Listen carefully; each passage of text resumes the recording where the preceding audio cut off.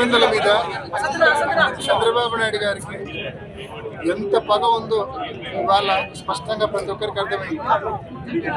నిజంగా ప్రజాస్వామ్యబద్ధంగా ఎన్నికలు జరిపే డబ్బు లేక అవుట్ రైట్ గా పోలీస్ సపోర్ట్ అడ్డం పెట్టుకొని పులివెందుల నియోజకవర్గంలోకి, పులివెందుల మండలంలోకి, ఒక చిన్న మండలం పులివెందుల మండలం, కేవలం 10,000 ఓట్లున్న ఒక చిన్న మండలం పులివెందుల మండలం.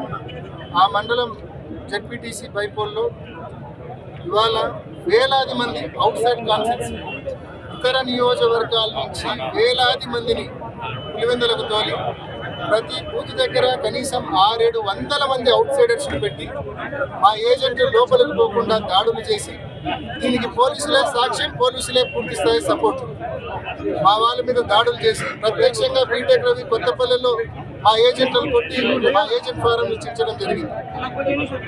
వాళ్ళ తమ్ముడు భరత్ ఎర్రిపల్లిలో మా సర్పంచ్ భార్య ఆమెను కొట్టడం జరిగింది, శ్రీనాథ్ రెడ్డి భార్యను కొట్టడం జరిగింది. ఎర్రిపల్లిలో వాళ్ళ ఏజెంట్లుగా కూర్చోబోతా ఉంది.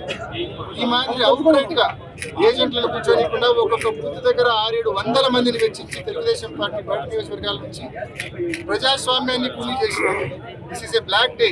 అండ్ ఇటువంటి చండాలమైన చెత్త ఎలక్షన్ దేశంలో ఎక్కడా జరిగి ఉండే ఆస్కారం కూడా ఉండేది. ఇంత చెత్త ఎలక్షన్ పేరుకేమో ఫ్రీ అండ్ ఫెయిర్ పోలింగ్ అంటారు, మీరు ఇంట్లో చూపిస్తూ ఉంటారు ఫ్రీ అండ్ ఫెయిర్ పోలింగ్ జరుగుతూ ఉందని ఎస్పీ గారు చెప్తా ఉన్నారు. ఫోటోలో చూసారా, క్యూ ఉంది చూసారా, క్యూ ఉంది చూసారా. ఈ క్యూలో ఉన్న ఓటర్లు పులివెందుల ఓటర్లు కాదు, మండలం ఓటర్లు కాదు, చూస్తున్నారా. నల్లపరెడ్డిపల్లి పోలింగ్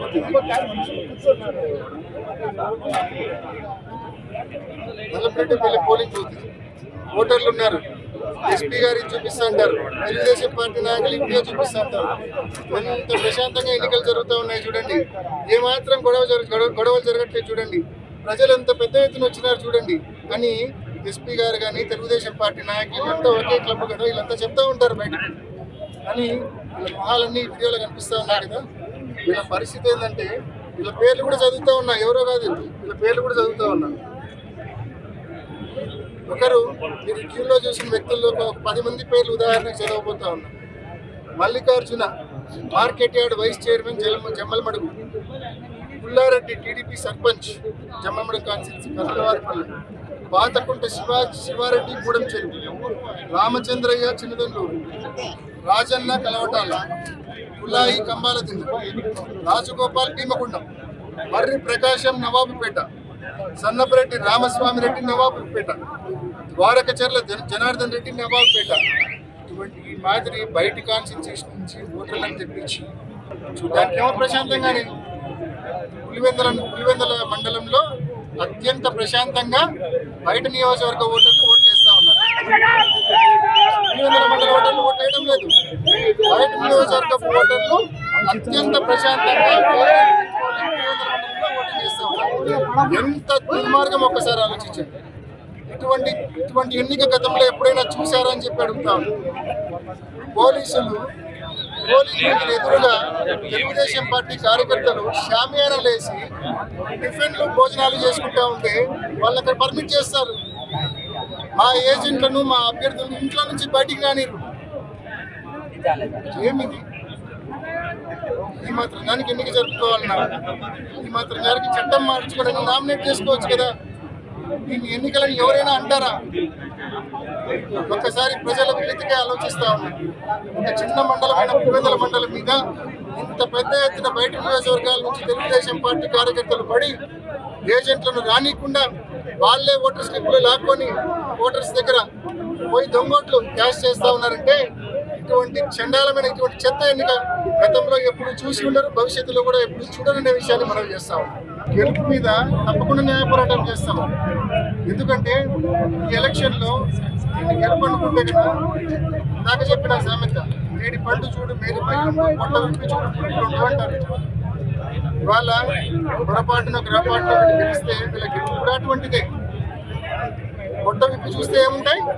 దొంగోట్లు మాత్రమే ఉంటాయి, దొంగోట్లు మాత్రమే ఉంటాయి, ఇంపర్సనేషన్ మాత్రమే ఉంటుంది. మనిషి బదులు ఒక మనిషి బదులు వేరే మనిషి మాత్రమే ఓటేసింది.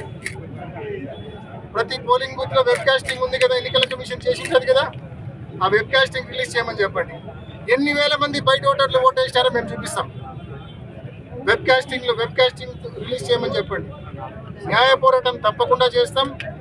దీన్ని వదిలే సమస్య లేదు. ఇటువంటి ఎన్నిక మళ్ళీ పునరావృతం కాకూడదు. తప్పకుండా మళ్ళీ పులివెందుల మండలంలో ఈ ఎన్నికలు రద్దు చేసి రీపోల్ బైపోల్ పెట్టి సెంట్రల్ ఫోర్సెస్ ఆధ్వర్యంలో ఎన్నిక జరిపే విధంగా చర్యలు తీసుకునే విధంగా తప్పకుండా మేము న్యాయ పోరాటం చేస్తామనే విషయాన్ని కూడా మనవి చేస్తా ఉన్నా.